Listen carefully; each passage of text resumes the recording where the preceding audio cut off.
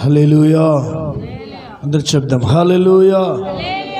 దేవుని పరిశుద్ధ నామమునకు మహిమ. కూడి వచ్చిన మీ అందరికీ యేసుక్రీస్తు నామమున శుభాభివందనాలు.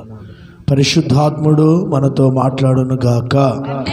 ఆమేన్. పరిశుద్ధ గ్రంథములో నుండి యెషయా గ్రంథం 45వ అధ్యాయం మొదటి వచనమును చదువుదాం. అతని పక్షమున జనములను జయించుటకు నేను అతనికి కుడి చేతిని పట్టుకొని ఉన్నాను. నేను రాజుల నడికట్లను విప్పెదను, ద్వారములను అతని ఎదుట వేయబడకుండా తలుపులను తీసేదను అని యెహోవా తాను అభిషేకించిన కోరేషును గురించి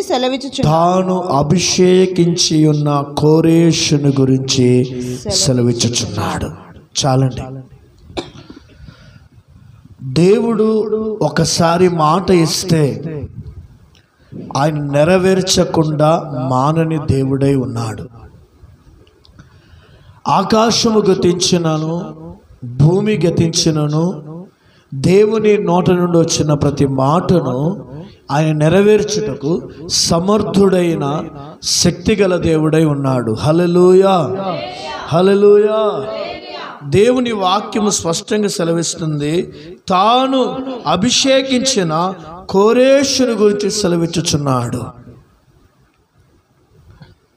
కోరేషు ఎవరు అనంటే కొన్ని విషయాలు మనం ధ్యానం చేద్దాం.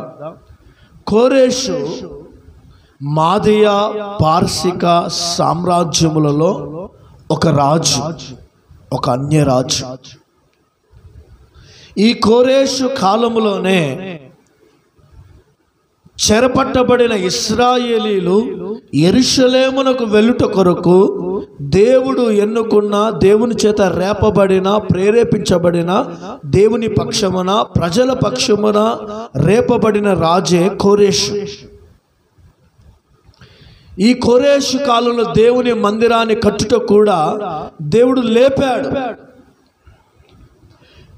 దేవుని ప్రజలకు క్షేమమిచ్చుట కొరకు, దేవుని ప్రజలకు విడుదలనిచ్చుట కొరకు దేవుడు వాడుకున్న ఒక గొప్ప సాధనమే కోరేషు.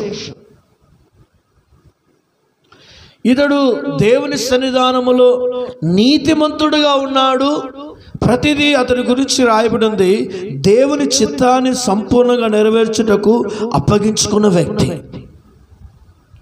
అతని గురించి రాయబడిన మాట, అందులో ఒక చక్కటి వాగ్దానంతో కూడిన మాట అక్కడ రాస్తున్నాడు. దేవుని బిడ్డలారా, ఇదిగో అతని ఎదుట వేయబడకుండా తలుపులను తీసేదను. హల్లెలూయా, హల్లెలూయా.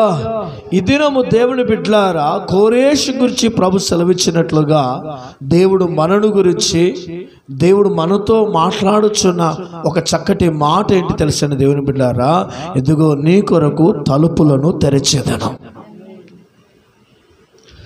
ఎవరునూ వేయకుండానట్లుగా, ఎవరునూ తీసివేయబడకుండానట్లుగా నేను నీ కొరకు తలుపులు తీసేదను, నేను నీ కొరకు తలుపులు తెరిచేదను అని వాగ్దానమును మనం చేస్తున్నాడు. ఈ దినమున ఎన్నో కుటుంబాలలో మూయబడిన స్థితిలో ఉన్నారేమో. ఆరోగ్యము గురించిన తలుపు తెరవబడక, ఆశీర్వాదము గురించిన తలుపు తెరవబడక, ఆత్మీయతను గురించిన తలుపులు తెరవబడక, దీవెనను గురించిన తలుపులు తెరవబడక, దేవుడు ఈ 2025వ సంవత్సరంలో దేవునితో మాట్లాడుచున్నాడు. ఏ తలుపులు నీకు ఆశీర్వాదమే కావచ్చు, దీవెనలే కావచ్చు, ఆరోగ్యమే కావచ్చు, క్షేమమే కావచ్చు, సమాధానమే కావచ్చు, ఏ తలుపులు మూయబడ్డాయో దేవుడు నీతో మాట్లాడుచున్నాడు. ఆయన నీ కొరకును తలుపులు తెరిచేవాడై ఉన్నాడు. హల్లెలూయా, హల్లెలూయా. ఆయన తెలిసిన తలుపును ఎవడునూ మూయలేడు. ఆయన తెలిసిన తలుపులను ఎవరునూ తీయలేరు. అయితే ఈ దినం దేవుడి సన్నిధిలో కొన్ని మాటలు, ప్రాముఖ్యమైన విషయాలు పరిశుద్ధాత్మ దేవుని లేఖనంలో నుండి మనం ధ్యానం చేద్దాం. దేవుడు నీకు ఒక తలుపు తెరవబడాలంటే దేవునికి ఒక ఆశీర్వాదపు తలుపే కావచ్చు, ఆరోగ్యమనే తలుపే కావచ్చు, ఆర్థిక సంబంధమైన మేలులు అనే తలుపులే కావచ్చు. ఒక ద్వారం నీ కొరకు తెరవబడాలంటే మన జీవితాల్లో కొన్ని ఆత్మీయ అనుభవాలు కూడా దేవుని సన్నిధిలో ఉండినవై ఉండాలి. హల్లెలూయా, హల్లెలూయా. బైబిల్లో చాలా ప్రాముఖ్యమైన విషయాలు బైబిల్లో రాయబడి ఉన్నాయి.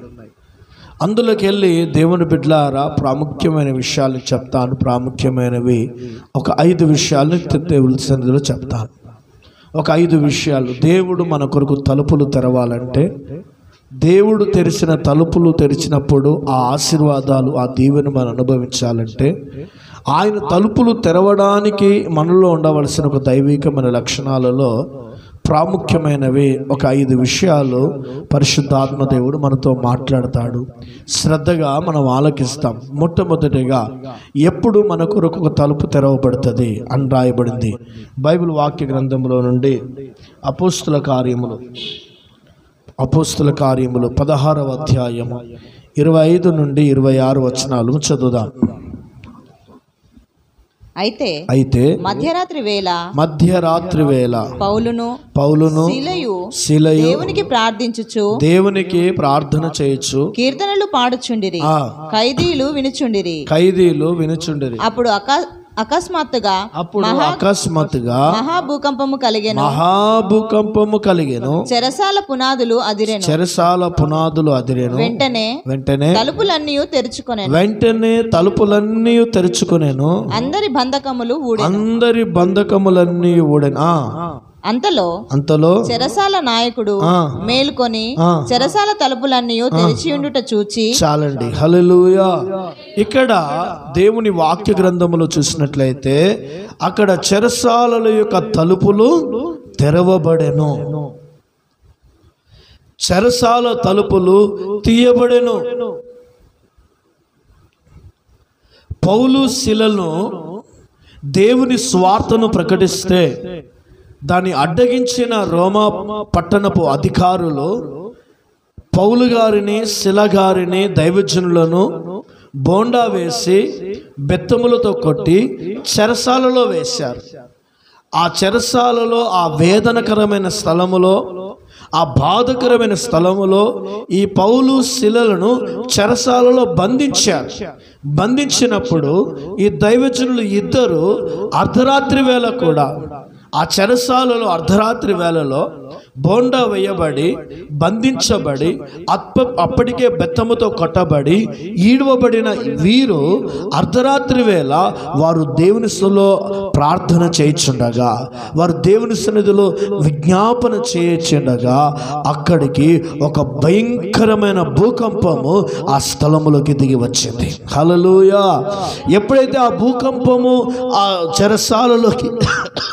చెరసాలలోకి దిగి వచ్చిందో చెరసాల పునాదులు కదిలించబడ్డాయి, వేయబడిన తలుపులు తెరవబడింది, వారికి వేయబడిన సంఖ్యలు ఓడిపోయినవి. హల్లెలూయా, హల్లెలూయా. ఈ దినము మనకు ఒక తలుపు తెరవబడాలంటే దైవజనుడైన పౌలుయు శిలయు వారు చేసిన విజ్ఞాపన ప్రార్థన అనుభవమును మనము కలిగి ఉన్నప్పుడు ఇదిగో వారికి తలుపులు తెరిచినట్లుగా దేవుడు ఒక నాటికి మనకొక తలుపులు తెరుస్తాడు. వారు అప్పటికి మూయబడ్డారు, బంధించబడ్డారు. కదలని స్థితిలో ఉన్న వారికి దేవుడు తలుపులు తెరిచాడు. మనుషులు వారికి తలుపులు తెరవలేదు, దేవుడే భూకంపములో నుండి ఇచ్చి వారికి తలుపులు తెరిచాడు. ఇప్పుడు మనం దేని చేత బంధించబడ్డామో? పాపము చేత బంధించబడ్డామా? శాపము చేత బంధించబడ్డామా? సమస్యల చేత బంధించబడ్డామా? రోగముల చేత బంధించబడ్డామా? విడుదల నొల్లక అనేక విధాలుగా మనం దుఃఖమనే కన్నీళ్ళ చేత బంధించబడ్డామా, అయితే మనకు ఒక తలుపు తెరవబడాలి. బంధకాల నుండి విడుదల అనే ఒక తలుపు నీ కొరకు తెరవబడాలి. కన్నీళ్ళ నుండి సంతోషమైన ఒక తలుపు తెరవబడాలి. బాధల నుండి నెమ్మది అనే ఒక తలుపు తెరవబడాలి. శ్రమలలో కొట్టుమిట్టులాడుతున్న నీకు దీవెన, మేలు, ఆశీర్వాదం అనే ఒక తలుపు తెరవబడాలంటే ఇదిగో ఆ శ్రమలలో, ఆ కష్టాలలో, ఆ సమస్యల మధ్యలో, ఆ బోండా వేయబడి ఎవరునూ తీయలేని ఆ బంధకాల మధ్యలో కూడా పౌలు శీలలు వారు ప్రార్థనలు చేశారు. ఈ దినమున దేవుని సన్నిధానములో ప్రభునితో మాట్లాడుచున్నాడు. నువ్వు ప్రార్థన చేస్తే ప్రతి బంధకాల నుండి నేను విడిపించుటకు ఒక తలుపు తెరుచుట కొరకు ఆయన నీ కొరకు పరలోకముల నుండి దిగి వస్తాడు. చాలామంది అక్కడ ప్రార్థన చేసినట్టుగా లేదు, కానీ సమస్య మధ్యలో ఉన్న దైవజనులు ఇద్దరూ ప్రార్థన చేశారు. ఈ దినమును దేవుడు నీతో నాతో మాట్లాడుచున్న చక్కటి మాట, మనం తలుపులు తెరవాలి మన కొరకంటే మనం ప్రార్థన చేయాలి. ఈ అంత్య దినాలలో, ఈ చివరి గడియలలో ఎన్ని చేసినా కూడా ఏది జరగదండి. ఈ దేవుని సన్నిధిలో మనం ప్రార్థన చేయడమే అది ప్రాముఖ్యమైన గురిగాను, ప్రాముఖ్యమైన దర్శనంగాను మనం పెట్టుకున్నప్పుడు పౌలు శీలలకు సహాయం చేసిన దేవుడు మనకును సహాయం చేసే దేవుడే ఉన్నాడు. హల్లెలూయా, హల్లెలూయా. చూడండి, బైబిల్లో కొంచెం లోతుగా వెళ్దాం. మొదటి సమూయేలుకు రాసిన గ్రంథం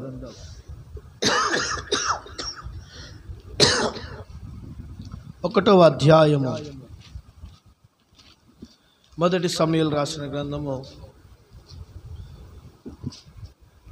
17వ వచనం.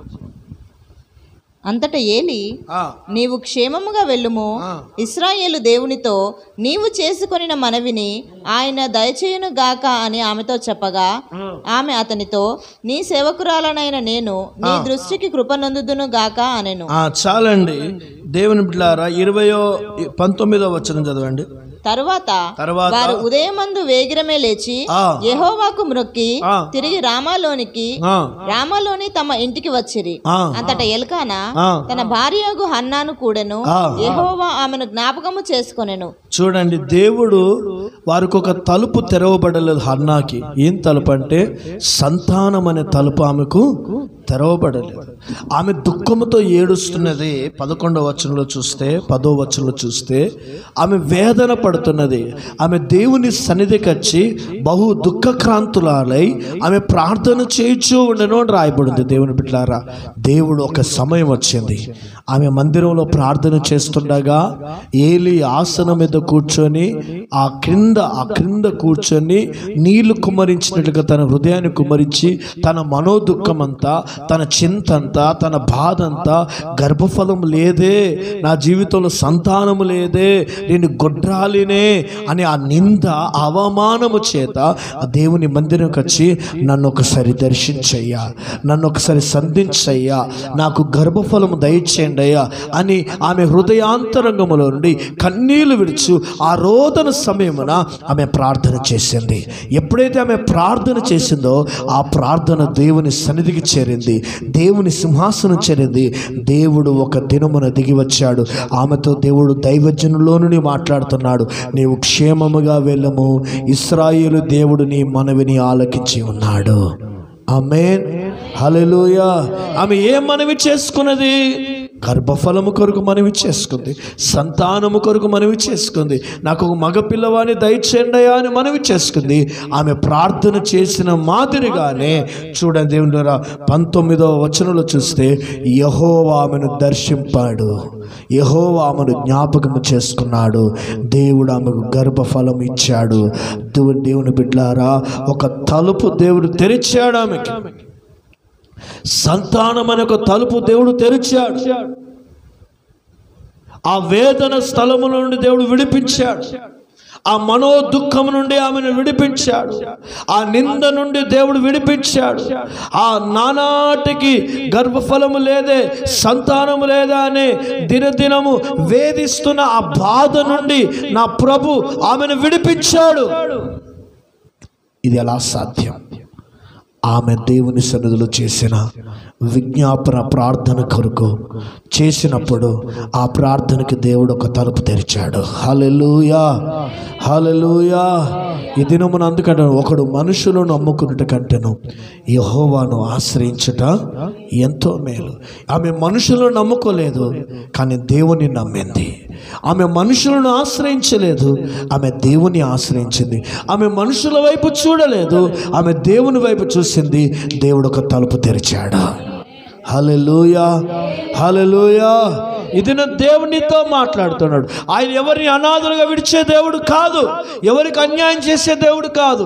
ఆయన నీ కోరికలు నెరవేర్చాలంటే, ఆయన నీ అవసరతలు తీర్చాలంటే, ఆయన నీ జీవితంలో గొప్ప కార్యాలు చేయాలంటే, పిడికలు విత్తనములు పట్టుకుని నీవు కన్నీళ్లు విడిచుచూ ఏడుస్తే సంతోషమైన గాన పంట ఫనాలను మోసుకొని పోతావన్నట్లుగా ఆయన సన్నిధిలోనూ మనం ప్రార్థన చేయడానికి ఇష్టపడితే, విజ్ఞాపన చేయడానికి ఇష్టపడితే, మన ఇంటిలోనూ సంఘములోను వ్యక్తిగతముగాను ప్రార్థన చేయడం మనం అలవాటు పరుచుకుంటే దేవుడు ఒక ఆశీర్వాదపు తలుపును, దేవుడి కోరికలు తీర్చే ఒక తలుపును ఆయన తెరుస్తాడు. ఆమేన్, హల్లెలూయా. ఎందుకు తెలుసా అండి? ప్రార్థన ఎలాంటిదంటే చదవండి వాక్య గ్రంథంలో నుండి రోమా పత్రిక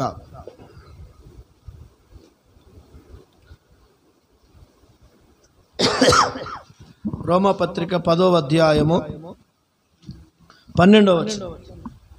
యూదుడని గ్రీసు దేశస్థుడని భేదము లేదు, ఒక్క ప్రభువే అందరికి ప్రభువై ఉండి తనకు ప్రార్థన చేయు వారందరి ఎడల కృప చూపుటకు ఐశ్వర్యవంతుడై ఉన్నాడు. ఎవరికి దేవుడు కృప చూపుతున్నాడండి? ప్రార్థన. ఇప్పుడు నువ్వు మందిరానికి వచ్చావు, యేసు ప్రభు నమ్మావు, యేసు ప్రభు దేవుడు అని తెలిసింది, సరిపోయిందా? మారు మనసు పొందావు, బాప్తిజాన్ని పొందావు, పరిశుద్ధాత్మను పొందుకున్నావు, సరిపోయిందా? లేదు. మారు మనసు పొందిన, బాప్తిజం పొందిన నీవు, పరిశుద్ధాత్మను పొందిన నీవు ప్రార్థన చేయడం అనేది నీ జీవితంలో లేకపోతే, ప్రార్థన ఆత్మ అనేది నీలో లేకపోతే, ప్రార్థన చేయడానికి నీవు సమర్పించుకున్నప్పుడు ఆయన ఒక తలుపు నీ కొరకు తప్పకుండా తెరుస్తాడు. హల్లెలూయా. ఏ కృప నీ కొరత ఉంది, ఆ కృప విషయంలో నువ్వు ప్రార్థన చేయి. ఆ ఇంటిలో హన్నాకున్న కొరత గర్భఫలం. మన జీవితంలో, మన కుటుంబంలో కొరత ఏమై ఉంది? ఆరోగ్యమైన ఒక తలుపు లేదా? ప్రార్థన చేయి. సమాధానమైన తలుపు లేదా? ప్రార్థన చేయి. పాపము చేత ఏలుబడి చేయించున్నావా? పరిశుద్ధత లేదా? ప్రార్థన చేయి. నీ ఇంటిలో, నీ జీవితంలో వ్యక్తిగతంగా ఎన్నో కొరతల చేత, లోటు చేత, అసమాధానం చేత నలిగిపోతున్నావా? నీవు ఇంటిలో, నీ కుటుంబంలో మోకరించి ప్రార్థన చేయడానికి ఇష్టపడు. 3.5 సంవత్సరాలు వర్షం కులవలేదు, కురిపించబడలేదు, నేల ఎండిపోయింది, ఆకాశం ఇనుముగా మార్చబడింది, మేఘములు కదిలించబడట్లేదు, సొమ్రోను పట్టణం అంతా ఆకలితో అలమటిస్తున్నారండి. అప్పుడు ఒకడు నడుము కట్టుకున్నాడు, కర్మేలు పర్వతం ఎక్కి ముఖాల మధ్యలో పెట్టుకొని 7 దినములు ఆయన ప్రార్థన చేశాడు. ఒకటే, పట్టణంపై వర్షం కురిపించయ్యా, పట్టణంపై వర్షం కురిపించయ్యా అని ప్రవక్తకు ఏలియా ఆసక్తితో ప్రార్థన చేయగా ఒక చిన్న మేఘము వంటిది వచ్చి సొమ్రోను పట్టణములోన కరువును తీర్చింది. ఆమేన్, హల్లెలూయా. ఏలియా ప్రార్థన గురించి యాకోబు చక్కగా రాస్తాడు. దేవుని బిడ్డలారా, ఆ మాటను చదువుదాం. యాకోబు రాసిన గ్రంథం 5వ అధ్యాయం చదవండి, 17 నుండి చదవండి. ఏలియా మన వంటి స్వభావము గల మనుషుడే, వర్షింపకుండునట్లు అతడు ఆసక్తితో ప్రార్థన చేయగా 3.5 సంవత్సరముల వరకు భూమి మీద వర్షింపలేదు. అతడు మరలా ప్రార్థన చేయగా ఆకాశము వర్షమిచ్చెను, భూమి తన ఫలమునిచ్చెను. చూడండి, దేవుడు ఒక తలుపు తెరిచాడు. కరువును తొలగించి సమృద్ధిని సొమ్రోను పట్టణంలో మరలా కురిపించాడు. మరలా భూమి ఏమిచ్చింది? ఫలమిచ్చింది. వారు ఆకలి తీర్చబడి సంతోషం సమాధానంతో నింపబడ్డారు.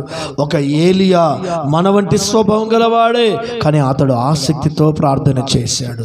ఇదిలో మనము కూడా కొరతలు గలవారమే కావచ్చు, మనము కూడా లోపము గలవారమే కావచ్చు, మనము కూడా లేమి గలవారమే కావచ్చు, మనము కూడా లోకములో ఎన్నిక లేని వారిగా జీవిస్తున్న వారమే కావచ్చు. మనము ఒక్కటి కలిగి ఉండాలి, మనం ప్రార్థన ఆత్మను కలిగి ఉండాలి, దేవునిలో విజ్ఞాపన చేయడం కలిగి ఉండాలి.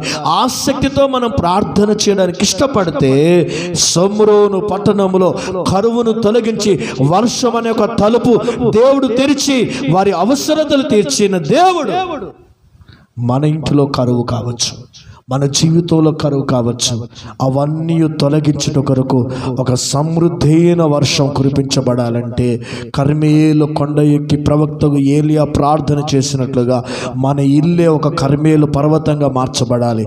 మనమే ఏలియా వంటి వారిగా ప్రార్థన చేయడానికి సిద్ధపడ్డప్పుడు, గురి కలిగి ఉన్నప్పుడు, మనల్ని మనము ఏలియా వలె ప్రార్థించడానికి ప్రతిష్ఠించుకున్నప్పుడు దేవుడు ఒక తలుపు తప్పకుండా తెరుస్తాడు. ఆమేన్. ఎందుకంటే నీతిమంతుని ప్రార్థన ఎలాంటిదటండి? బహుబలము గలదై ఉన్నది. నీ ప్రార్థన బహుబలము గలదై ఉన్నదని సత్యాన్ని నువ్వు మర్చిపోక ప్రతిరోజు ప్రార్థన చేయడానికి నువ్వు ఇష్టపడు. పేతురు చెరసాలలో వేయబడ్డాడు, పరలోకం తెరవబడింది, దేవదూత దిగి వచ్చింది, చెరసాలను పేతురుని విడిపించింది. ఇవన్నీ జరగడం కార్యం తెలుసండి. సంఘమంతయు ఆసక్తితో ప్రార్థన చేయగా దేవుడు ఒక తలుపు తెరిచాడు.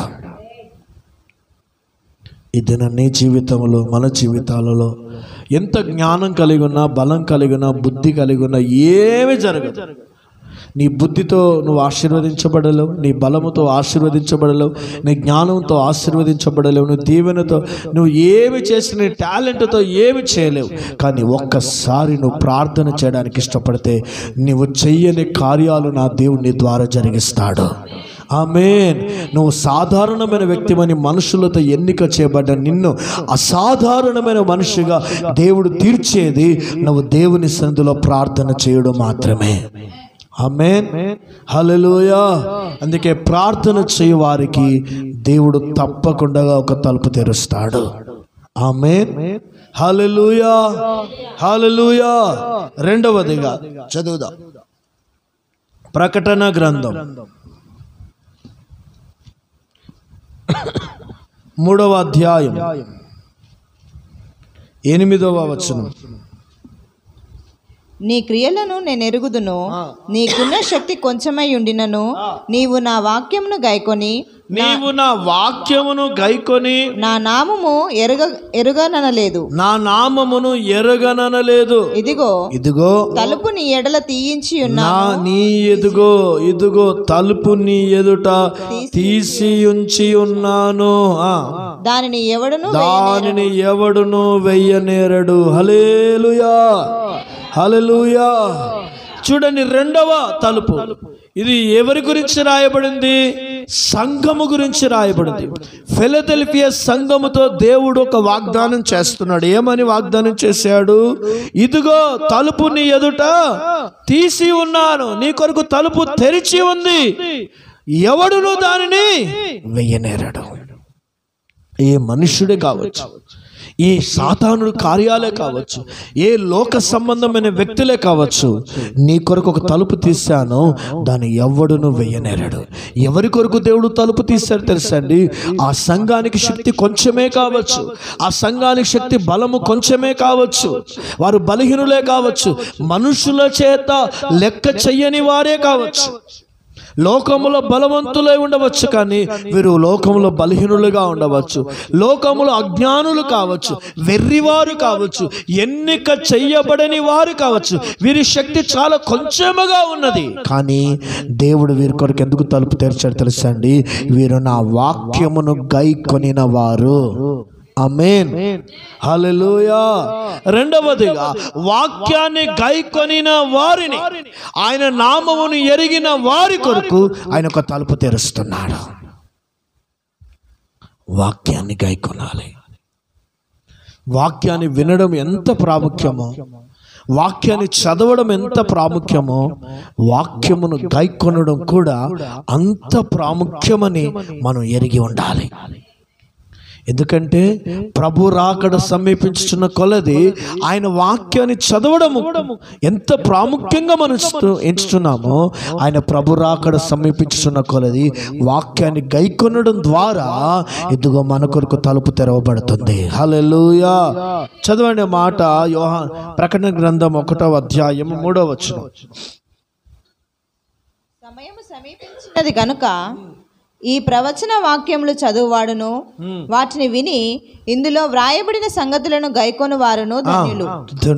గైకొనువారు ధన్యులు, వారి కొరకు తలుపు తెరవబడుతుంది, తీయబడుతుంది. వాక్యాన్ని గైకొనాలి. లోకములో వాక్యానికి చోటునివ్వని దినాలు వచ్చి ఉన్నాయి. అందుకే నువ్వు వాక్యాన్ని గైకొనాలి. ఏంటిది వాక్యము? దేవుని వాక్యము. చదవండి పరిశుద్ధ గ్రంథములో నుండి దేవుని బిడ్డలారా, యోహాను సువార్త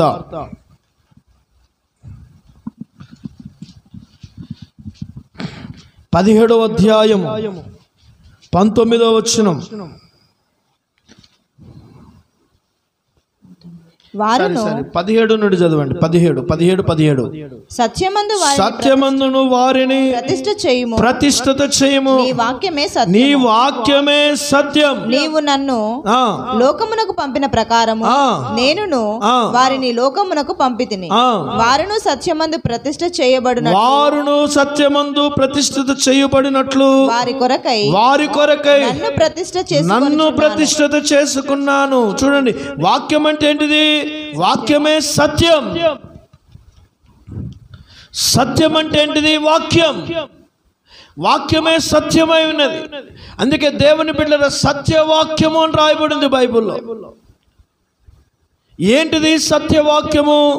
పరిశుద్ధ గ్రంథంలో నుండి మనం చదువుదాం. యూదా పత్రిక 1వ అధ్యాయం 3వ వాక్యం. ప్రియులారా మనకందరికి కలిగేది రక్షణను గూర్చి మీకు వ్రాయవలనని విశేష ఆసక్తి గలవాడనై ప్రయత్నపడుచుండగా పరిశుద్ధులకు ఒక్కసారి అప్పగింపబడిన బోధ నిమిత్తము మీరు పోరాడవలనని మిమ్మును వేడుకొనుచున్నాను. చాలండి. ఏంటిది సత్యవాక్యం అంటే? పరిశుద్ధులకు ఒక్కసారిగా అప్పగింపబడిన ఉపదేశం. పరిశుద్ధులకు ఒక్కసారిగా అప్పగింపబడిన బోధ. ఆ వాక్యాన్ని, ఆ బోధను, ఆ ఉపదేశాన్ని మనం గైకొనాలి. ఆ ఉపదేశానుసారంగా మనం జీవించాలి. ఆ ఉపదేశానుసారంగా మనం బ్రతుకుతే తప్పకుండా దేవుడు ఒక తలుపును నీ కొరకు తెరుస్తాడు. ఏంటిది ఆ ఉపదేశం? అపోస్తుల కార్యములు 2వ అధ్యాయము 3 నుండి కొన్ని మాటలు చదువుదాం. అపోస్తుల కార్యము 2వ అధ్యాయము 37 వారు ఈ మాట విని హృదయములో నొచ్చుకొని సహోదరులారా మేమేమి చేతుమని పేతురును కడమ అపోస్తలులను అడగగా, పేతురు మీరు మారు మనసు పొంది పాపక్షమాపణ నిమిత్తము ప్రతివాడు యేసుక్రీస్తు నామమున బాప్తిస్మము పొందుడి, అప్పుడు మీరు పరిశుద్ధాత్మ అనువరమును పొందుదురు. ఈ వాగ్దానము మీకును మీ పిల్లలకును దూరస్తులందరికీ అనగా ప్రభువైన మన దేవుడు తన యొద్దకు పిలిచిన వారందరికీ చెందునని వారితో చెప్పెను. ఇంకను అనేక విధములైన మాటలతో సాక్ష్యమిచ్చి మీరు మూర్ఖులకు ఈ తరము వారికి వేరే రక్షణ పొందుడు. ఇదే సత్యవాక్యం. హల్లెలూయా. ఇదేంటిదండి? సత్యవాక్యం. ఆ దినాలు ఈ వాక్యాన్ని అంగీకరించి ఆదిమ సంఘములో ఇంచుమించు 3000 మంది చేర్చబడిరి. ఏంటిది వాక్యం? దేవుని ద్వారా పరలోకానికి తెరిచే వాక్యం ఏంటిది? పరలోకానికి చేర్చే వాక్యం ఏంటి తెలుసండి? ఆది అపోస్తులకు అప్పగింపబడిన బోధ. ఆది అపోస్తులు ఉపదేశించిన వర్తమానం ఏమై ఉన్నదంటే అక్కడ రాయబడింది, వారు మారు మనస్సు పొంది పాప క్షమాపణ నిమిత్తం బాప్తిసం పొందుడి, ఇదిగో పరిశుద్ధాత్మను వరమును పొందుడి, ఈ తరమగు మీరు మూర్ఖులకు ఈ తరమునకు వేరే రక్షణ పొందుడి అనే ఈ వాక్యాన్ని ఎవరైతే అంగీకరిస్తారో, ఎవరైతే ఈ వాక్యానికి లోబడతారో, ఎవరైతే ఈ వాక్యాన్ని అనుసరించి బ్రతుకుతారో వారి కొరకు ఒక తలుపు దేవుడు తెరుస్తాడు. హల్లెలూయా, హల్లెలూయా. ఈ అపోస్తుల ఉపదేశమునకు ఇదిగో ఆ వాక్యాన్ని అంగీకరించని కాలం ఒకటి వచ్చిందట అండి. చదవండి మాట, తిమోతికి రాసిన 2వ పత్రిక 4వ అధ్యాయం 4వ వాక్యం.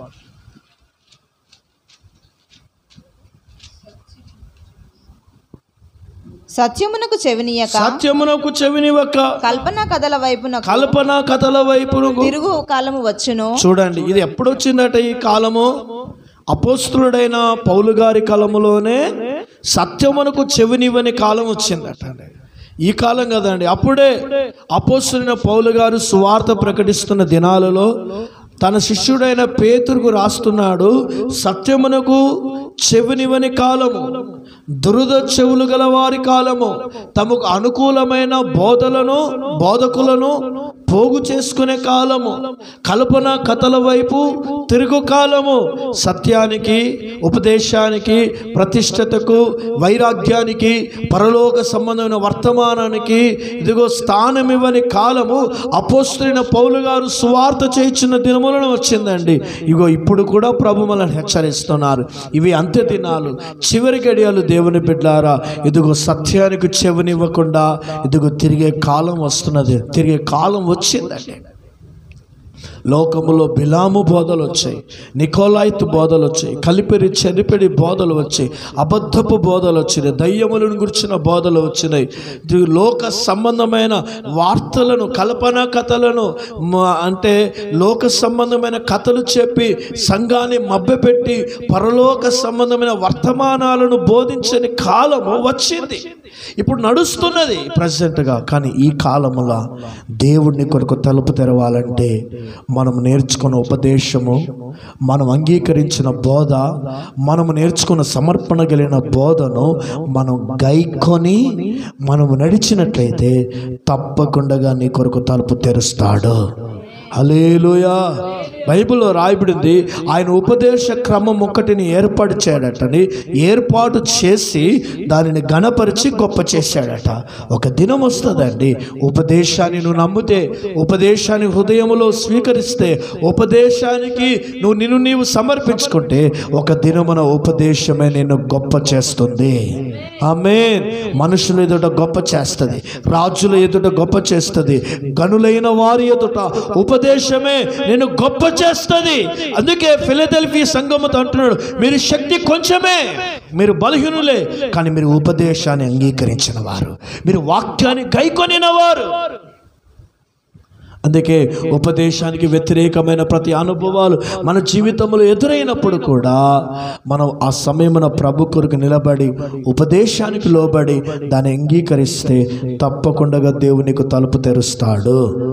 ఆమేన్. హల్లెలూయా, హల్లెలూయా. మరో మాట చదువుదాం. మలాకి గ్రంథము 3వ అధ్యాయం 10వ వచనం. నా మందిరములో ఆహారం ఉండునట్లు 10వ భాగమంతయు మీరు నా మందిరపు నిధిలోనికి తీసుకొని రండి. దీని చేసి మీరు నన్ను శోధించిన ఎడల నేను ఆకాశపు వాకిండ్లను విప్పి పట్టజాలనంత విస్తారముగా దీవెనలను కుమ్మరించదనని సైన్యములకు అధిపతియగు యెహోవా సెలవిచ్చుచున్నాడు. చూడండి, దేవుడు ఏ వాక్యాలను విప్పుతున్నాడట?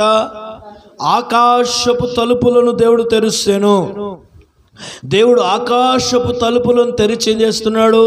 అక్కడ నుండి దీవెనలను మీ మీద కుమ్మరించెదను. ఎవరి కొరకు ఆకాశపు తలుపులు తెరవబడ్డాయి?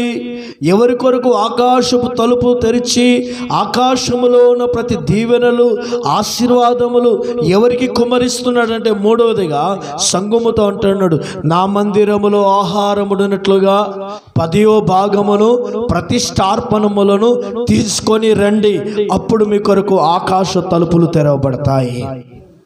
ఆమేన్, హల్లెలూయా. మూడో అనుభవం ఏంటి తెలుసా అండి?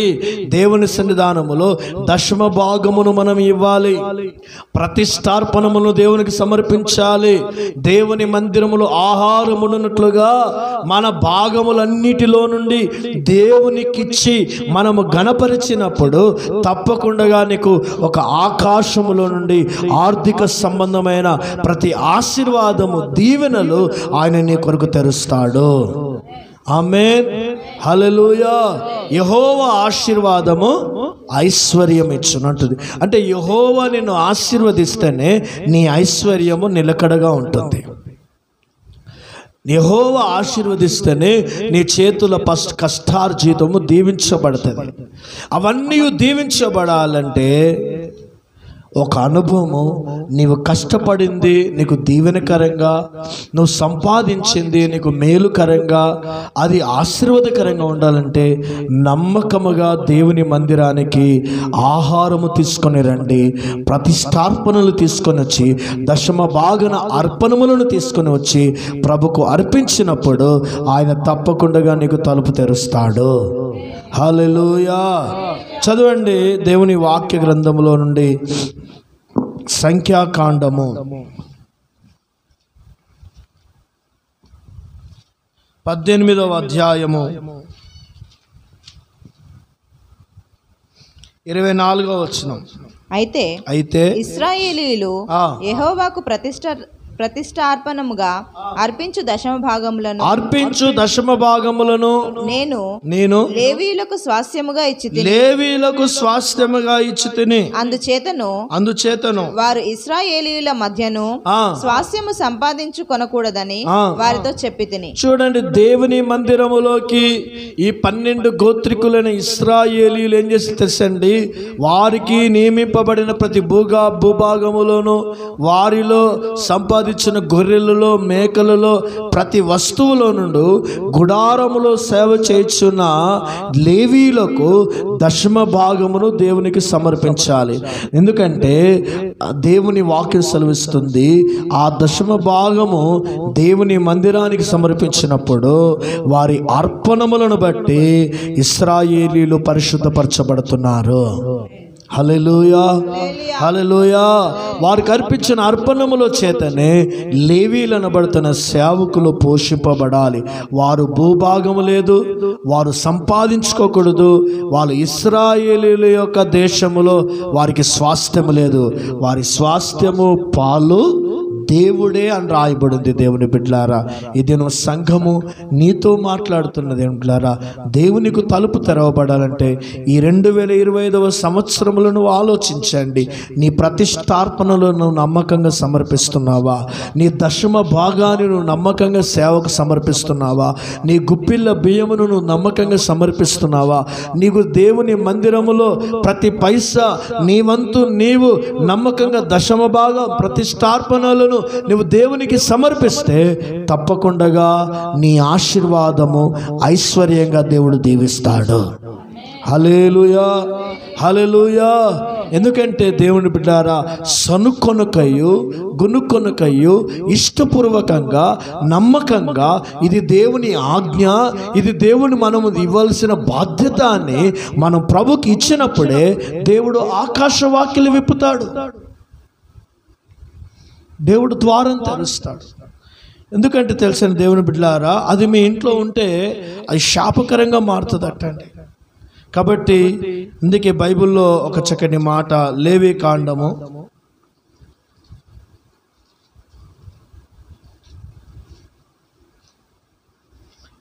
27వ అధ్యాయము 30వ వచనం.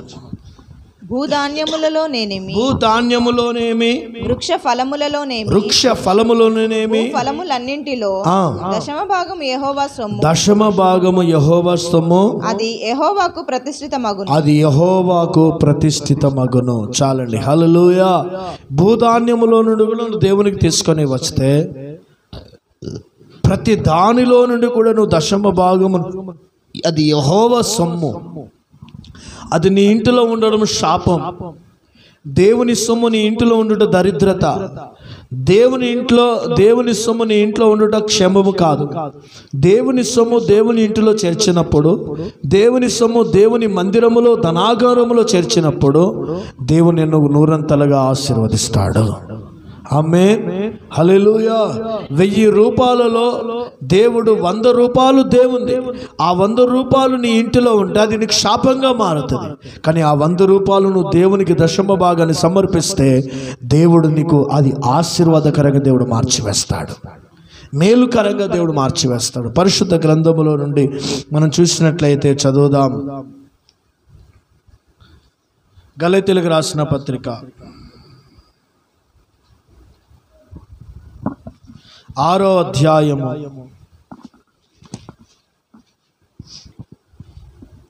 6వ వచనం. వాక్యోపదేశము పొందువాడు ఉపదేశించు వానికి మంచి పదార్థములన్నిటిలో నుండి నీవు భాగం ఇవ్వాలి. వాక్యోపదేశాన్ని నువ్వు అనుభవిస్తున్నావు, సంఘములో వాక్యాన్ని నువ్వు వింటున్నావు, వాక్యాన్ని అంగీకరిస్తున్నావు. ఈ బోధ చేత నువ్వు పెంచబడుతున్న నీవు, ఈ బోధ చేత నువ్వు పెంచబడుచున్న మనమందరము, ప్రార్థనకు వస్తున్న మనమందరము, సంఘ సహవాసం కలిగి ఉన్న మనమందరము, వాక్య ఉపదేశాన్ని పొందుతున్న మీరు వాక్యమును బోధించుతున్న వానికి అంటగా దైవజనుడికి ఇదిగో మంచి పదార్థములన్నిటిలో శ్రేష్టమైన భాగాన్ని మీరు ఇచ్చినప్పుడు ఇదిగో దేవుడు అంటున్నాడు, వెక్కిరింపబడాడు మనుషుడు ఏది విత్తునో అదే పంటను కోస్తాడు. హల్లెలూయా, హల్లెలూయా. అందుకే ఈ 2025 సంవత్సరం ఈ మొదటి నెల నుండి దేవునితో మాట్లాడుతున్నాడు. ఈ 12 నెలలు నీ కష్టార్జితంలో నుండి దశమ భాగమును నమ్మకంగా ఇవ్వు, దేవుని నిన్ను ఆశీర్వదిస్తాడు. నీవు ప్రతి వారము గుప్పిల బియ్యం తీసుకొని రా, దేవుని నిన్ను ఆశీర్వదిస్తాడు ఆర్థికంగా. దేవుని మందిరంలో మీటింగ్స్ అయినా ఏదైనా కార్యక్రమములైనా ఫస్ట్ నీ చెయ్యి మొదట ఉండేటట్టుగా ఉండు, దేవుని నిన్ను ఆశీర్వదిస్తాడు. మాసిధోనియా సంఘపు వారు నిరుపేదలైనను పరిశుద్ధుల కొరకైన పరిచర్య కొరకు, ఇక పరిశుద్ధుల కొరకైన ఆ యొక్క సేవ కొరకు వారు నిరుపేదలుగా ఉన్నాను, వారు ధారాళంగా దేవునికి విత్తారండి. ఈ దినమున మనం అన్నీ కలిగి ఉన్నాను, మనం దేవునికి విత్తకపోతే రేపు దరిద్రులుగా మార్చబడతామేమో. అందుకే పరిశుద్ధాత్మ దేవుడు మీతో మాట్లాడుతున్నాడు. నీకు ఒక ఆకాశపు తలుపు తెరవబడాలంటే నువ్వు దశమ భాగము ప్రతిష్టార్పణములను మనము నమ్మకముగా దేవునికి ఇచ్చేవారుగా ఉందము గాక. ఆమేన్. 4వదిగా దేవుడు మనకు ఒక తలుపు. ప్రకటన గ్రంథము 4వ అధ్యాయము 1వ వచనం. ఈ సంగతులు జరిగిన తర్వాత నేను చూడగా అదిగో పరలోకమందు ఒక తలుపు తెరవబడి ఉండెను. చూడండి, 4వది చివరిగా దేవుడు నీ కొరకు ఒక పరలోకములో తలుపు తెరవబడాలి. పరలోకమునకు ఎక్కుట కొరకు నీకు ఒక తలుపు తెరవబడాలి. పరలోకములో చేరుట కొరకు నీకు ఒక తలుపు తెరవబడాలి. పరలోకములో ఆయన సింహాసనము చేరుట కొరకు తలుపు తెరవబడాలి. పరలోకములో నిత్య రాజ్యములో ఆయన సన్నిధిలో ఉండుట కొరకు మనకొక తలుపు తెరవబడాలి. రక్షింపబడిన మనము, మారు మనసు పొందిన నమ్ము బాప్తిసం పొందిన మనము, మన కొరకు పరలోకం తెరవబడకపోతే మనం చేసే భక్తి వ్యర్థం, మనం ఉండే విశ్వాసం వ్యర్థం, మనం దేవుని సన్నిధికి రావడం వ్యర్థం. అంటే పరలోకములో నీ కొరకు తలుపు తెరవబడాలి. ఎవరి కొరకు తలుపు తెరవబడింది? అక్కడ రాయబడిన మాట తెలుసండి, ఈ సంగతులు జరిగిన తర్వాత యోహానుకు తలుపు దేవుడు తెరిచాడు. ఏ సంగతులు అతని జీవితంలో జరిగినాయి? చాలా ఉన్నాయి. ఒక మాట చదివిస్తాను. యోహాన్ అక్కడే ప్రకటన గ్రంథం 1వ అధ్యాయము 8వ వచనం. అల్ఫయు ఒమేగాయు నేనే, వర్తమాన భూత భవిష్యత్ కాలములలో ఉండువాడను నేనే అని సర్వాధికారియు దేవుడనగు ప్రభు సెలవిచ్చుచున్నాడు. దేవుడు సెలవిచ్చుచున్నాడా? మీ సహోదరుడును యేసుని బట్టి కలుగు శ్రమలలో రాజ్యములోను సహనములోను పాలివాడనయునైనా యోహానును నేను దేవుని వాక్యము నిమిత్తమును యేసును గుర్చిన సాక్ష్యము నిమిత్తమును పద్మాసు ద్వీపమున పరవాసినైతిని. చూడండి దేవుని బిడ్డలారా, ఈ సంగతులు జరిగిన తర్వాత ఎందుకు తెరవబడే తెలుసండి, యోహాను ప్రభు కొరకు శ్రమల్లో నిలిచినవాడు, ప్రభు కొరకు బాధలలో నిలిచినవాడు, ప్రభు కొరకు కఠినమైన వేదనను ప్రభుకు అనుభవించిన వారు, ప్రభు కొరకు ప్రభు సాక్షిగా ఉండుట కొరకు ఎన్ని శ్రమలైనా అనుభవించిన వ్యక్తి యోహాను. కనుక ఈ దేవుడు అతని కొరకు ఒక ఆకాశపు తలుపు తెరిచి పరలోక దర్శనాన్ని దేవుడు చూపిస్తున్నాడు. ఆమేన్, హల్లెలూయా. రేపు మనకు ఒక తలుపు తెరవబడాలంటే ఈ లోకములో మనం ప్రభు కొరకు శ్రమలను అనుభవించాలి. ఈ లోకములో ప్రభు కొరకు నిందలను అనుభవించాలి. ఈ లోకములో ప్రభు కొరకు బాధలను అనుభవించాలి. ఈ లోకములో ప్రభు కొరకు సాక్షిగా బ్రతుకుట కొరకు ఎన్ని కష్టాలైనా ప్రభు కొరకు నువ్వు అనుభవిస్తున్నావంటే పరలోకములో నీకు ఒక తలుపు తెరచుట కొరకే, పరలోకములో నీకు మహిమ అధికమవుట కొరకే, పరలోకములో నువ్వు స్థానము సంపాదించుకున్నట కొరకే, పరలోకములో నీకు ఇవ్వబడుతున్న సింహాసనం చేరుట కొరకే ఇదిగో నీకు ఒక తలుపు తెరవచ్చున్నాడు. ఎవరికయ్యా దేవుడు తలుపులు తెరిచేదంటే ఈ భూమి మీద ప్రభుకు కొరకు శ్రమలను అనుభవించిన వారి కొరకే. ఎన్ని రకాలుగా నీ శ్రమలు వస్తాయో తెలియదు, కానీ ఆ శ్రమలన్నిటినీ అనుభవించడానికి అప్పగించుకుంటే పరలోకములో నీ కొరకు, ఆకాశంలో నీ కొరకు తలుపు తెరుస్తాడు. దేవుని రాజ్యములో ఉండుట కొరకు నీకు తలుపు తెరుస్తాడు. ఈ లోకంలో సుఖంగా బ్రతకాలి, సౌఖ్యంగా బ్రతకాలి, ఆనందంగా బ్రతకాలి, కష్టాలు లేకుండా బ్రతకాలి అనే వారికి దేవుడు తలుపులు తెరవడండి. పరలోకపు తలుపు తెరవాలంటే ఈ లోక సంబంధమైన శ్రమలు ప్రభు కొరకు అనుభవించాలి, ప్రభు కొరకు భరించాలి. ప్రభు కొరకు సహించినప్పుడు ఇదిగో పరలోకంలో నువ్వు మహిమను అధికం చేస్తున్నావు, పరలోకము దీవెన అధికమవుతుంది. పరలోకపు తలుపు నీ కొరకు తెరిచి ఇదిగో అత్యున్నత సింహాసనం మీద ఆసీనుడైన దేవుడు ఇదిగో నేను పరలోకానికి పిలుస్తాడు. ఆమేన్, హల్లెలూయా. చూడండి, ఎవరి కొరకు ఆకాశం తెరవబడింది? స్టెఫెన్కి, దెబ్బలు తిన్న స్టెఫెన్కి, బ్రాళ్ళతో కొట్టబడిన స్టెఫెను. ఆయన అంటున్నాడు, ప్రభువా ఇదిగో వీరి మీద ఇది నేరమును మోపవద్దన్నప్పుడు ఆకాశం అతని కొరకు తెరవబడింది. శ్రమలు పడిన దీనికే పరలోకం తెరవబడింది.